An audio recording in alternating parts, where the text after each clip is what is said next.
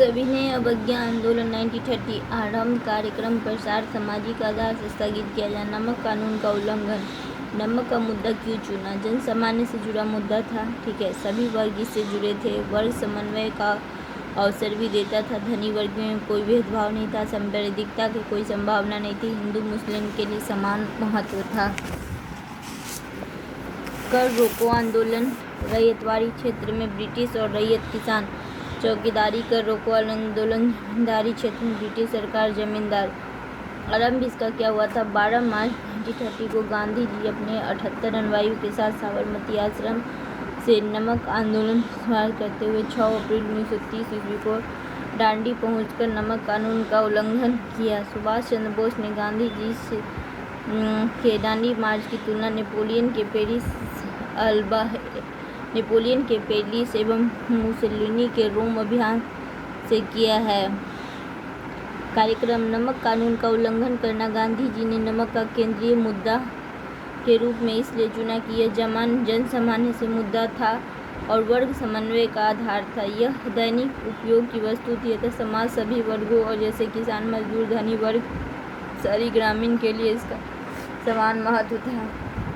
अतः नमक के मुद्दे पर सहजता से इसका समर्थन प्राप्त किया। इतना ही नहीं, नमक मुद्दे पर किसी तरह के सांप्रदायिक तनाव की आशंका भी नहीं थी। नमक का यह मुद्दा पूर्ण स्वर धारणा से जुड़ जाता है क्योंकि यह सरकारी एकाधिकार को समाप्त कर नमक के निर्माण पर सभी भारतीयों के अधिकार को व्यक्त। इस संदर्भ में गांधी जी ने कहा कि पानी से पृथक नमक नाम की कोई चीज़ नहीं और इस पर कर लगाकर सरकार करोड़ों लोगों को भूखे मार सकती है, बीमार लोगों को पीड़ित कर सकती है और इसलिए यह कर अमानवीय है।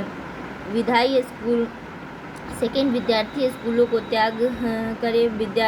थर्ड वकील अपनी वकालत छोड़ दे और सरकारी कर्मचारी अपने पदों से त्यागपत्र दे। घर लोग चरखा चलाएं और सूत काटे। महिलाएं मदिरा की दुकान के आगे धरना दे। आंदोलन में यह कार्यक्रम में शामिल नहीं था और फिर भी महिलाओं ने मदिरा के दुकान में आगे धरना दिया था।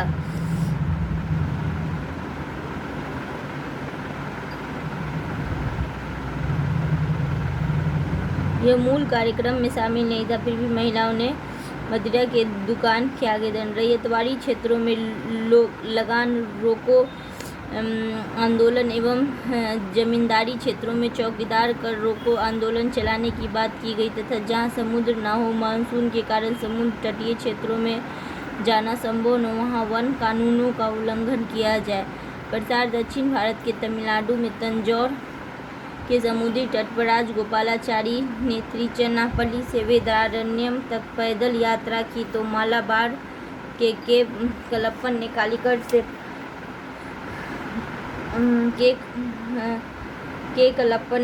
कालीकट से कोयनूर तक की पैदल यात्रा की। आंध्र प्रदेश के विभिन्न क्षेत्रों में नमक मुख्यालय के रूप में शिविरम की स्थापना की गई। बम्बई की धरसना तट पर सरोजनी नायडू के नेतृत्व में नमक आंदोलन चलाया जा रहा था, किंतु यहाँ पुलिस ने व्यापक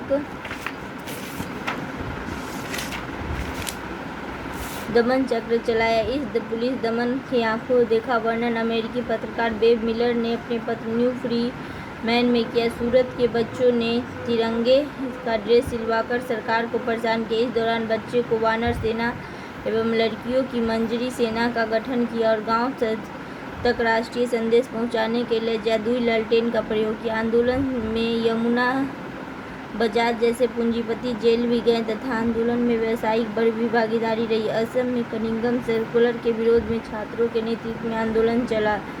इस सर्कुलर द्वारा छात्रों और अभिभावकों को अच्छे व्यवहार का प्रमाण पत्र प्रस्तुत करने के लिए कहा गया। सविनय अवज्ञा आंदोलन के दौरान नागा जनजाति की महिला रानी गौंडिल ने 13 वर्ष की उम्र में ब्रिटिश शासन के विरुद्ध झंडा उठा लिया और उन्हें 1932 ईस्वी में गिरफ्तार कर लिया गया और आजीवन कारावास की। इसी दौरान बंगाल में क्रांतिकारी नेता सूर्य सेन ने चटगांव शस्त्रागार पर नियंत्रण। इसी तरह पेशावर में खान अब्दुल गफार का सीमांत गांधी ने लाल कुर्ती आंदोलन चलाया और अपने स्वयं सेवकों को खुदाई के खनकार का गफार खान अहिंसक आंदोलन चला रहे थे, किंतु उनकी गिरफ्तारी के पश्चात पेशावर में हिंसक हिंसा भड़की।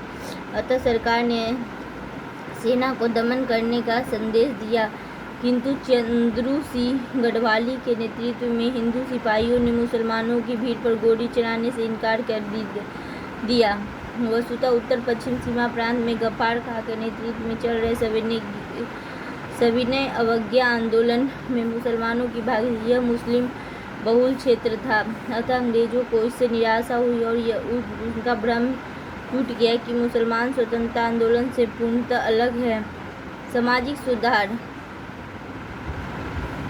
आंदोलन में किसानों और मजदूरों की अत्यधिक भागीदारी रही। व्यापारी समूह ने भी आंदोलन में उत्साहपूर्वक भाग लिया। जनजातियों ने आंदोलन में भाग कि मध्य प्रांत, कर्नाटक और महाराष्ट्र में इनकी भूमिका महत्वपूर्ण है। आंदोलन में महिलाओं की सक्रिय भूमिका रही और उसने विदेशी कपड़ों की दुकान, मदिरा, अफीम पर धरना दिया। छात्रा की उल्लेखनीय भागीदारी रही। मुसलमानों की भागीदारी कम रही। वस्तुतः असहयोग आंदोलन की तरह वे सक्रिय नहीं हुए। इसका कारण यह था कि मुस्लिम नेताओं ने मुस्लिम अलग होने को कहा।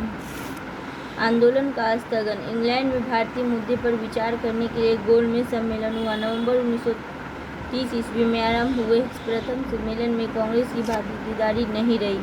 अतः सम्मेलन में समय महत्वहीन है। इसलिए ब्रिटिश सरकार ने सेकेंड गोलमेज गोलमेज सम्मेलन में कांग्रेस की वजह सुनिश्चित करने के लिए गांधी और प्रमुख नेता को बिना शर्त जेल से रिहा किया। इसी क्रम में तेज बहादुर सप्रू और जयकर ने प्रयासों से गांधी जी एवं वायसराय इरविन के बीच 5 मार्च 1901 समझौता हुआ और इस समझौते को सरोजिनी नायडू ने 2 महात्माओं का मिलन कहा। इस समझौते के तहत सरकार ने निम्न मांगे स्वीकार की। हिंसात्मक अपराधियों के सभी राजनीतिक कैदी छोड़ दिए जाएंगे। मदिरा, अफीम और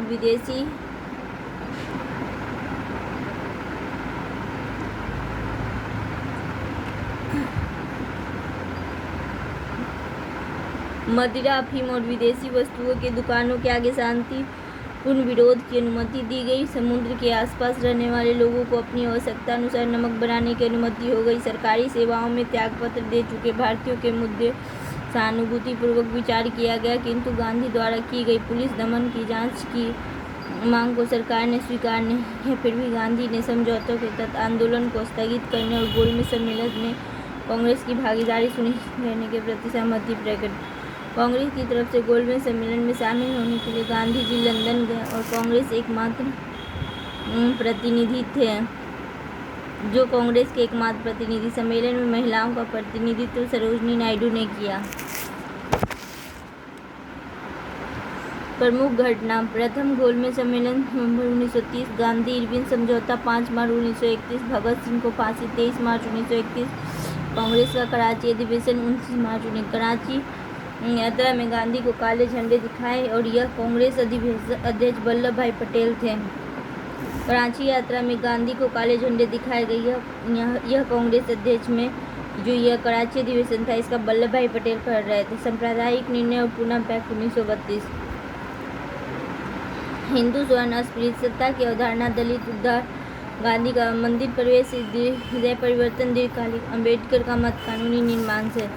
सांप्रदायिक निर्णय और पुनः ब्रिटिश प्रधानमंत्री रैमजे मैकडोनाल्ड ने 16 अगस्त 1932 ईस्वी को सांप्रदायिक निर्णय की घोषणा की, जो कूट डालो और राज करो की नीति का अंग था। इसके प्रमुख बिंदु निम्नलिखित हैं। मुसलमानों, सिखों और यूरोपियों को पृथक सांप्रदायिकता निर्वाचन से युक्त करना। आंग्ल भारतीयों और ईसाइयों को भी पृथक निर्वाचन दिया जाए। बॉम्बे प्रांत में सामान्य निर्वाचन क्षेत्र में से कुछ स्थान मराठों के लिए निश्चित करना। दलित जातियों को अल्पसंख्यक के रूप में मान्यता देते हुए उनके पृथक निर्वाचन प्रणाली लागू करना और यह व्यवस्था 20 वर्षों के लिए लागू की गई जाए। कांग्रेस ने सरकार को इस सांप्रदायिक निर्णय से हो रही असहमति को रखते हुए इसे स्वीकार न करने की बात कही। गांधी जी ने सांप्रदायिक निर्णय को राष्ट्रीय एकता और भारतीय राष्ट्रवाद पर प्रहार करने के रूप में देखा। यदि दलित वर्ग को एक बार पृथक समुदाय को दर्जा दे दिया गया तो अछूत बने रहने की अवधारणा का ही स्थायित्व प्राप्त होगा, जबकि मुख्य जरूरत तो अस्पृश्यता को समाप्त करने कि इस क्रम में उन्होंने सांप्रदायिक पृथक निर्वाचन का विरोध किया और संयुक्त निर्वाचन प्रणाली पर बल देते हुए वयस्क मताधिकार की मांग की। अपनी मांगों को पूरा करने के लिए गांधी जी ने 20 सितंबर 1932 से पूना के यरबदा जेल में आमरण अनशन आरंभ किया। अतः एम.सी.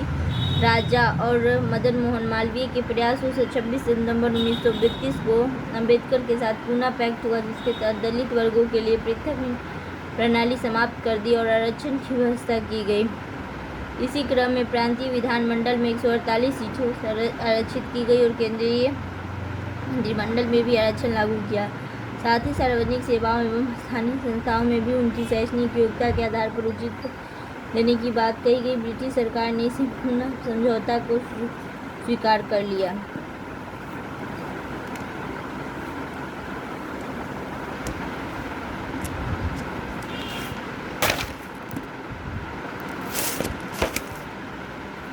दलित उद्धार के प्रति अम्बेडकर और गांधी जी। डॉक्टर अम्बेडकर दलित वर्ग के उत्थान के लिए अब उसके आत्म सुधार पर बल देते थे। उन्होंने दलित जातियों के मदिरा पान एवं मांस भक्षण की आदतें छोड़ने की सलाह दी। साथ ही बच्चों की शिक्षा पर ध्यान देने की और इस माध्यम से दलितों को हीन भावना से ऊपर उठने के लिए प्रेरित किया।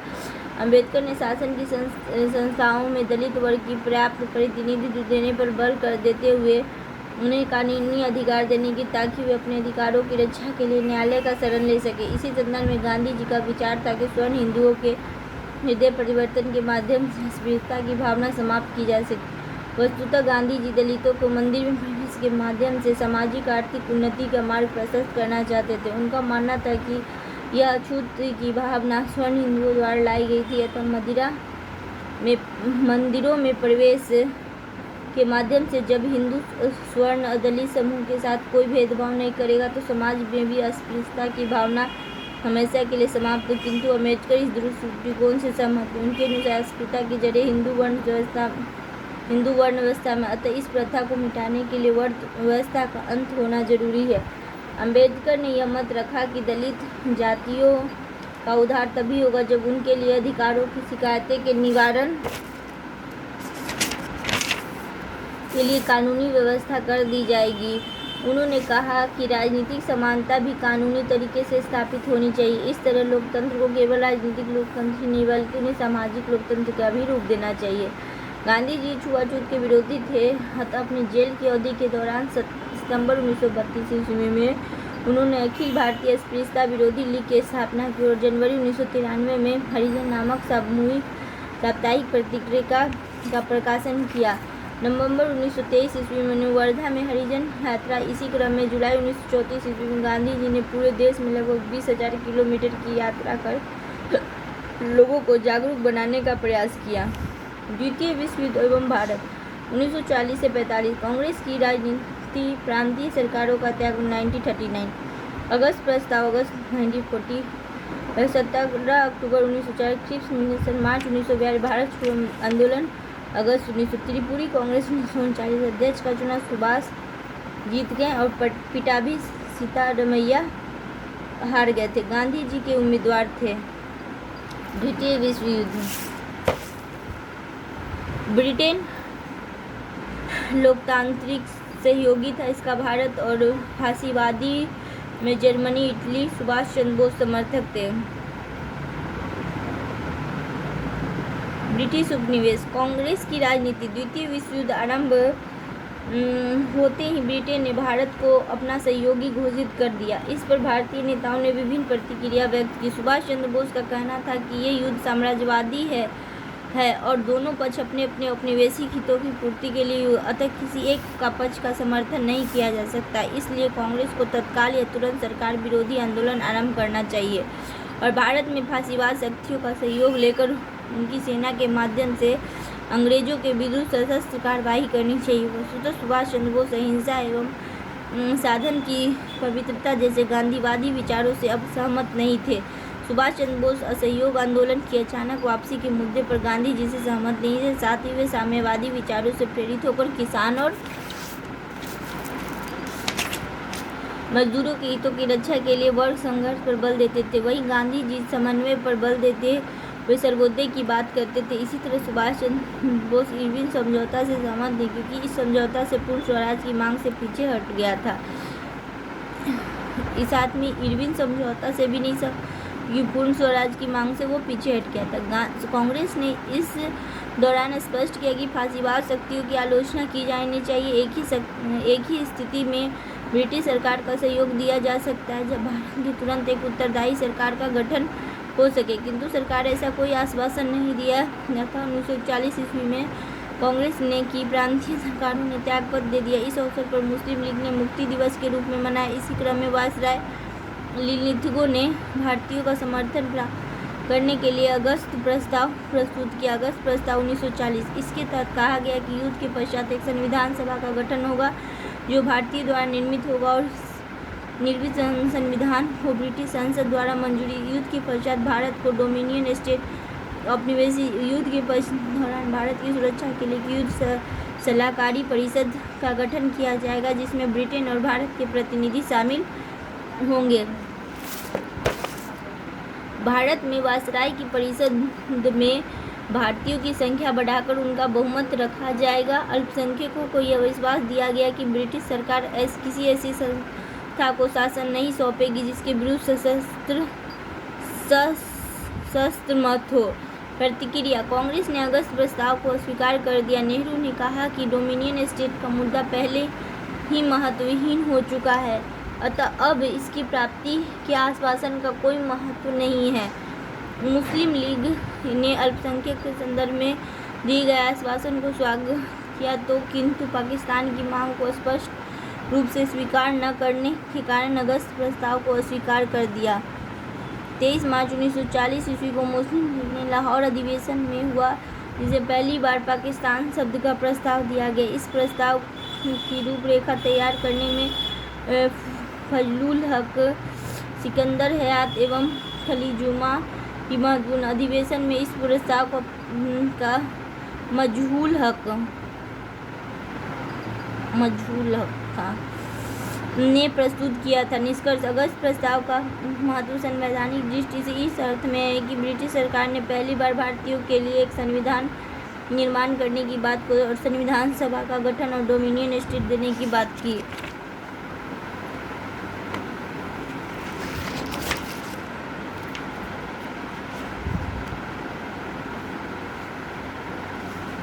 व्यक्तिगत सत्याग्रह: अक्टूबर 1940 में अगस्त प्रस्ताव की विफलता के पश्चात गांधी जी युद्ध प्रयासों के विरोध करते हुए ब्रिटिश शासन के विरुद्ध व्यक्तिगत सत्याग्रह आंदोलन आरंभ किया, जिसका निम्नलिखित लक्ष्य था: यह दिखाना कि भारत के लोग युद्ध प्रयासों में ब्रिटिश के समर्थन में नहीं है और भारतीय लोग फांसीवाद सरकार एवं भारत की ब्रिटिश साम्राज्यवादी सरकार में कोई अंतर नहीं समझती। कांग्रेस की मांगों को शांतिपूर्वक सरकार का एक यह दिखाना कि राष्ट्रवादियों की धैर्य उनकी दुर्बलता नहीं है। गतिविधियां: व्यक्तिगत सत्याग्रह आंदोलन की प्रथम सत्याग्रही विनोबा भावे थे। इन्होंने महाराष्ट्र वर्धा के निकट पवनार में 17 अक्टूबर 1940 ईस्वी में सत्याग्रह की विधिवत शुरुआत की, तो दूसरे सत्याग्रही के रूप में नेहरू और सरदार पटेल थे। इस आंदोलन से सत्याग्रह शुरू करने से पहले ही वहाँ के जिलाधिकारी को सूचना दे दी जाती थी तथा सभा में भाषण करते हुए गांव की ओर बढ़ने का प्रयास किया जाता था। ऐसा कर दिल्ली की ओर बढ़ेंगे, इस कारण से दिल्ली चलो आंदोलन भी कहा गया।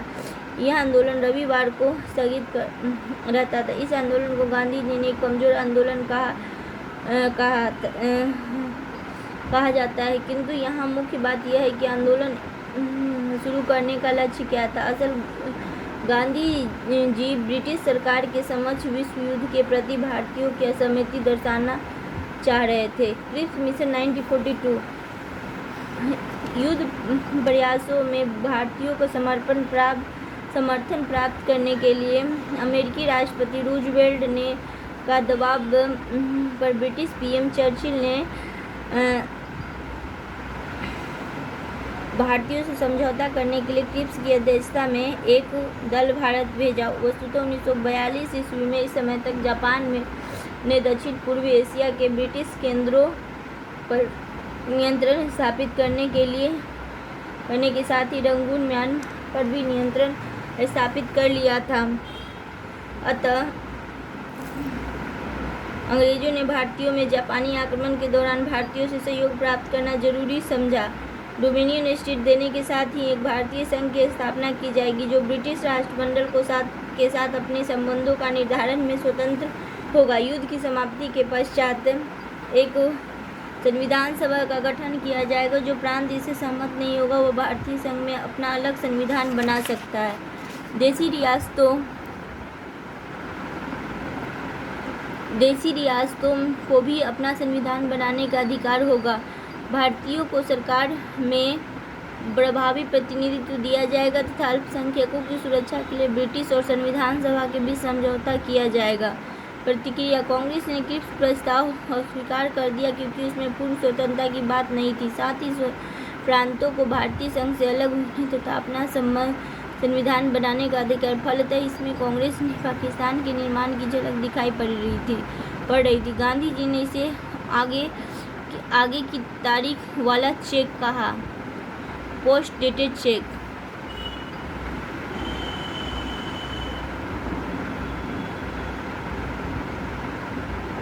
और जवाहरलाल नेहरू एवं मौलाना आजाद क्रिप्स मिशन से बातचीत करने के लिए अधिकृत थे।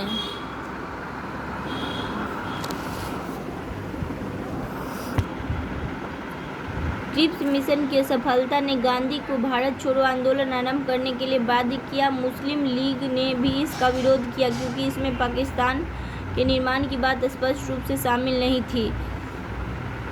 अंबेडकर ने भी इसका विरोध किया क्योंकि प्रांतों के विभाजन के पश्चात दलितों के लिए कानूनी अधिकार प्राप्त नहीं हो सकी। तो साथ ही सिखों ने भी इसका विरोध किया क्योंकि उनमें पंजाब के बांटे जाने का भय था।